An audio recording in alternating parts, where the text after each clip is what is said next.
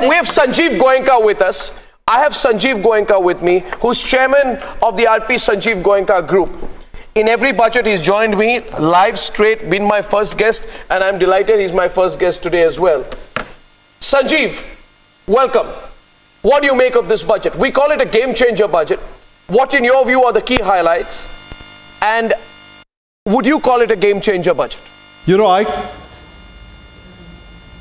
Absolutely. In fact, to my mind, this is a landmark budget.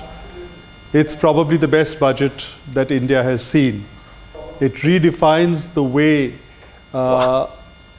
India will look at economic policy, the way the base, it's changed the whole landscape of the taxation base. I think it's looked at the agricultural sector, at women, at the health sector in a very, very positive way.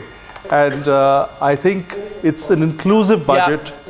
And I think it's redefined the way one would look at budgets. I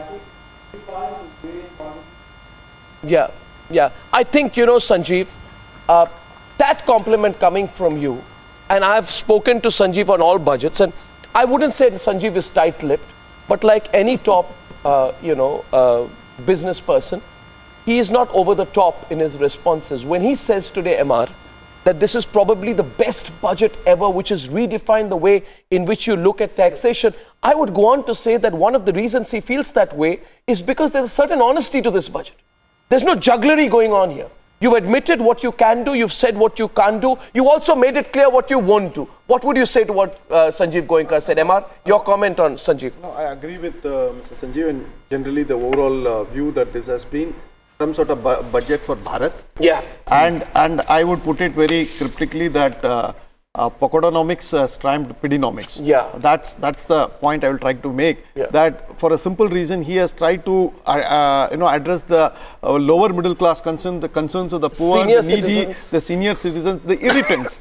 The irritants was the TDS, you deduct the TDS, you don't get it credited to your account. All this was happening. He says, okay, no TDS for you, take a lump sum 50,000 exemption. That translates into a huge amount for healthcare for the, Absolutely. And I welcome Sanjeev's comments heartily, because I think what must be appreciated is that even the corporate sector in this country is willing to look at the role of a government in building up the poorest and most disadvantaged sections of the people of this country. Sanjeev, historic announcement on agriculture sector, MSPs, better connectivity, right, on that.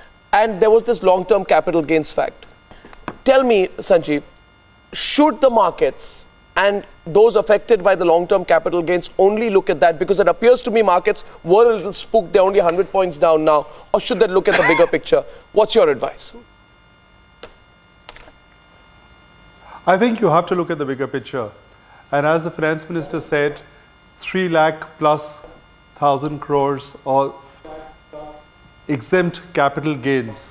I think you can't have any segment of profit exempt from taxation. I think it needed to be brought into the tax net. It has been brought into the tax net. Some may be happy, some may not be happy, but we have to look at the larger picture, and we have to look at the larger schemes that the Prime Minister and the Finance Minister are looking at.